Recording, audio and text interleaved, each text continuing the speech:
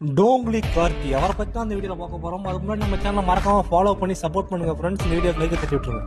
15P Mettupatti இவரோட ஊரு, பிறந்த ஊரு. இவர் வந்து சின்ன வயசுல இருந்தே ஒரு கபடி பிளேயரா இருக்காரு. உங்க ஊர்ல வந்து பால்பாண்டி பிரதர்ஸ் ஒரு டீம் இருக்காங்க. அந்த டீம் விளையாடுற பார்த்து ஒரு இன்ஸ்பயர் ஆகி நம்மளும் ஒரு ஜல்லிக்கட்டு காலை அப்படின்னு நல்லா இன்ஸ்பயர் ஆகுறாரு. குளமங்கலத்தை தான் ஃபர்ஸ்ட் பிரைஸ் வாங்குறாரு. ஆனா அவருக்கு வந்து பப்ளிசிட்டினாவே ரொம்ப பிடிக்காத மனுஷன் தான் இவர் தான்.